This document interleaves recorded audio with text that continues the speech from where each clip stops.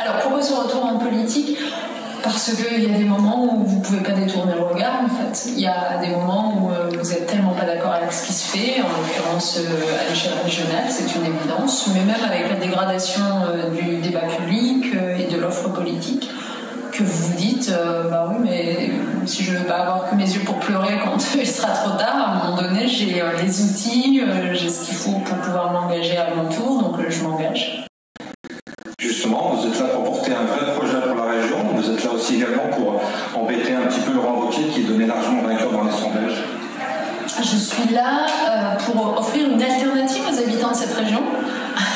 Ils n'ont rien demandé, ils n'ont pas demandé à ce que, comme c'est le cas depuis 2015, leur situation se dégrade quasiment tous les ans, parce que Laurent Wauquiez, président de la région, a décidé de désinvestir et d'affaiblir tous les services publics qui dépendent de la région. Ils n'ont pas demandé, eux, à subir les nuisances des routes ou autoroutes pour lesquelles on n'a pas apporté de solution, et je pense notamment évidemment à Saint-Étienne en disant cela avec la 47 et toutes ces nuisances. Ils n'ont pas demandé, eux, à vivre dans une région dans laquelle on n'a pas investi dans les transports collectifs et donc on leur offre pas de solution de train, de TER, alors que tout le monde savait que c'était ce dont il fallait investir.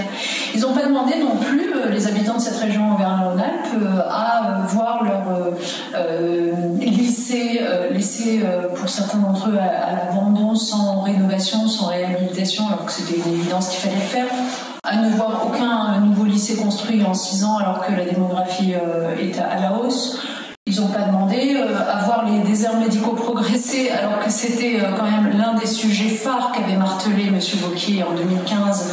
Et force est de constater que non seulement ils n'ont pas reculé ces déserts médicaux mais qu'ils ont augmenté.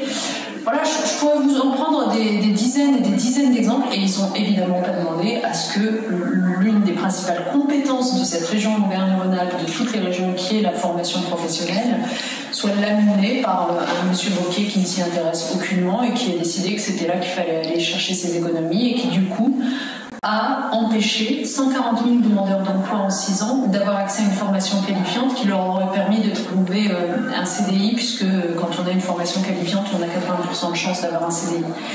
Donc, pour répondre à votre question, que suis-je venue faire ici ? Je suis venue d'abord mettre en lumière la déshérence totale des politiques publiques conduites par M. Wauquiez depuis 2015. Je suis venue rappeler qu'une autre façon de faire de la politique, ça existe. Je sais que les gens finissent par l'oublier parce qu'ils ont beaucoup de mauvais exemples sous les yeux, mais une politique intègre, une gouvernance éthique qui ne soit pas dans le clientélisme quotidien, qui ne soit pas dans simplement la recherche de la captation du pouvoir en permanence en oubliant l'intérêt général. Une politique publique qui se préoccupe de l'avenir, ça existe en fait, qui prépare les enjeux écologiques, qui prépare les transitions économiques, qui prépare la lutte contre les inégalités dans ce territoire. Donc vous voyez, pour toutes ces raisons-là, j'ai considéré qu'il fallait offrir aux habitants d'Auvergne-Rhône-Alpes une alternative, c'est le nom de la liste que je porte, une alternative de gauche certes, mais une alternative dans laquelle se reconnaîtront tous les citoyens qui veulent autre chose que ce qui est fait par M. Wauquiez depuis 2015. La Loire, c'est quand même un département, je trouve au fond très, très représentatif ou très symptomatique finalement de la multitude qu'est cette région Auvergne-Rhône-Alpes. C'est un département assez industriel, mais dans lequel on trouve aussi de l'agriculture. On est dans un département confronté à des difficultés sociales à certains égards qu'il faut prendre à bras le corps. Et si je reprends un petit peu tous les sujets qui sont de la compétence de la région, honnêtement, qu'il s'agisse de l'économique en tant que telle, parce que on finit par l'oublier. J'étais à l'instant dans une entreprise où j'ai passé pas mal de temps qui s'appelle Olivo, absolument, à Roche, et dans laquelle on passait en revue justement ce que signifie pour une région d'être chef de file du développement économique dans un territoire comme celui-là. Normalement, ça devrait signifier qu'elle a un cap économique, qu'elle se dit l'intérêt de mon territoire, c'est de soutenir tel type d'activité, d'aider tel type d'activité à se décarboner, à faire face à la transition écologique, mais aussi à être vertueuse sur un plan social. Les entreprises doivent davantage contribuer à l'insertion des personnes les plus éloignées de l'emploi, etc., etc. On a le sentiment depuis 6 ans qu'il n'y a eu aucun cap économique pour l'industrie de notre territoire. On est quand même la première région industrielle de France. Je vous mets au défi de me dire quel a été le cap économique depuis 6 ans. Rien. Je veux dire, la région s'est transformée en guichet à subvention qu'elle distribue sans aucun critère.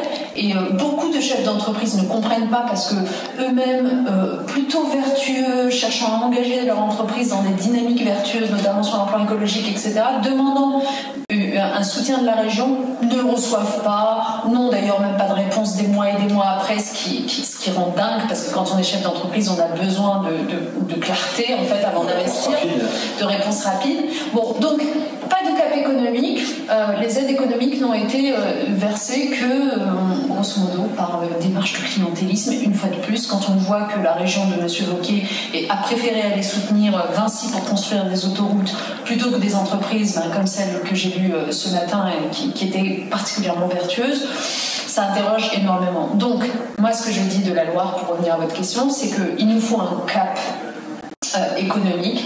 Et nous avons dans notre programme un outil extrêmement précieux. Nous allons mettre en place, ça n'a pas été fait avant, un fonds d'investissement régional qui s'appelle le Fonds Impact Avenir, qui va nous permettre, la région, d'investir directement dans les entreprises dans lesquelles elle croit et qu'elle veut soutenir pour les empêcher soit de faire faillite, soit pour leur permettre de se développer, de créer de l'emploi, d'innover.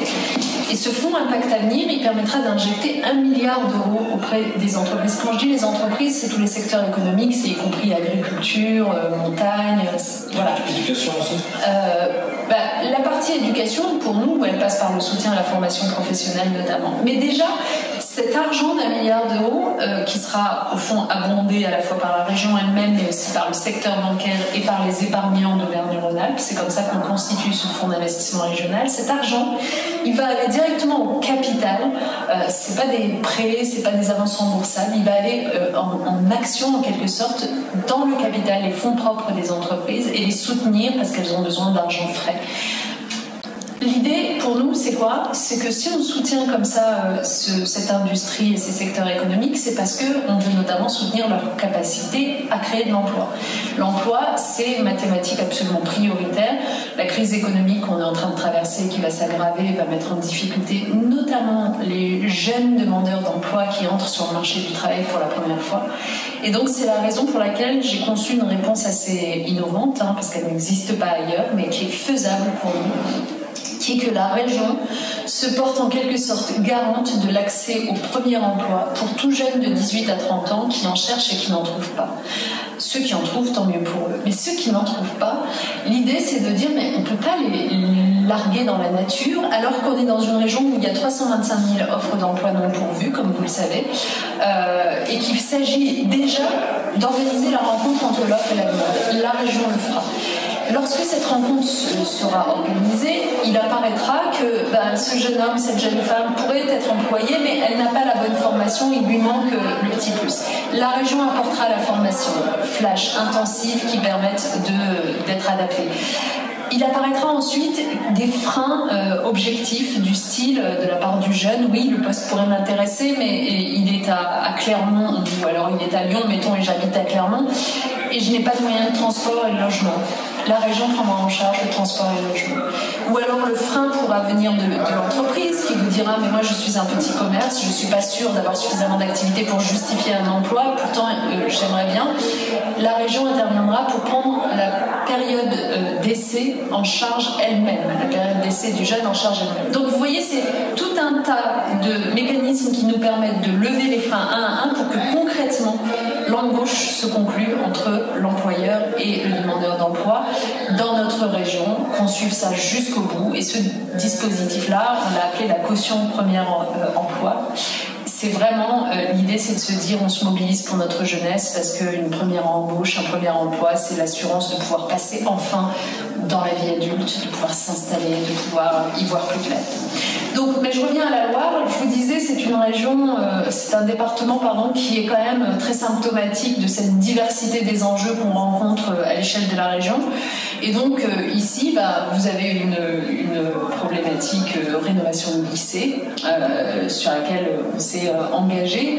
Vous avez une véritable problématique désertification médicale sur laquelle on s'est également engagé. Nous, on a décidé qu'on allait construire à l'échelle de la région 200 centres de santé pluridisciplinaires, c'est-à-dire des maisons qui accueillent finalement des soignants de différentes disciplines. Exactement. C'est la bonne question. Au fond, c'est bien d'aider à la pierre et à l'investissement et à construire des boîtes, mais où est l'humain qu'on met dedans ? On a vu la difficulté en effet de faire venir des médecins. Nous, notre intention, c'est de recruter et de salarier directement, nous, la région, 1000 soignants à l'échelle de ce territoire et les mettre dans ces centres de santé. C'est-à-dire qu'en fait... Un statut particulier ?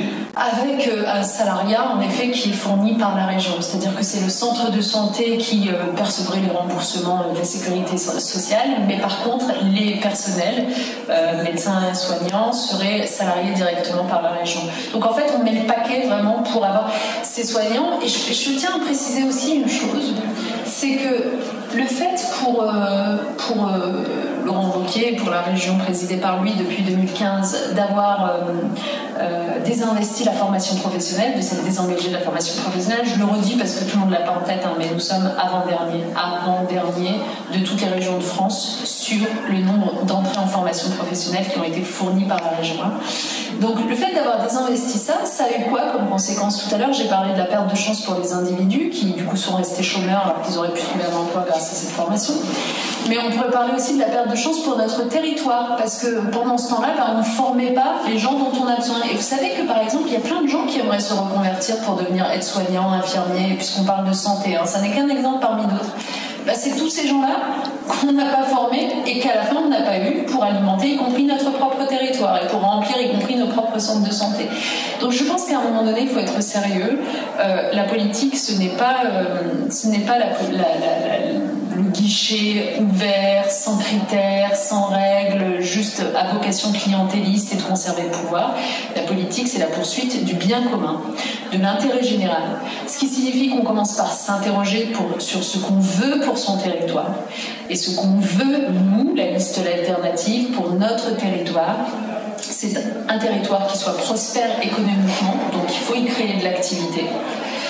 Mais de l'activité qui ne se fasse pas à n'importe quelle condition, parce qu'on veut que ce territoire soit viable durablement, soutenable durablement, donc il faut introduire la transition écologique et j'allais dire la transition sociale aussi, lutter contre les inégalités.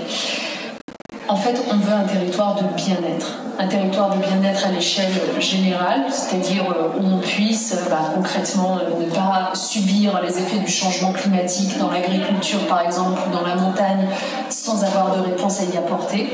Donc ça c'est du bien-être à l'échelle générale, mais aussi du bien-être à l'échelle individuelle. Le bien-être à l'échelle individuelle, c'est bien simple, c'est pouvoir se loger.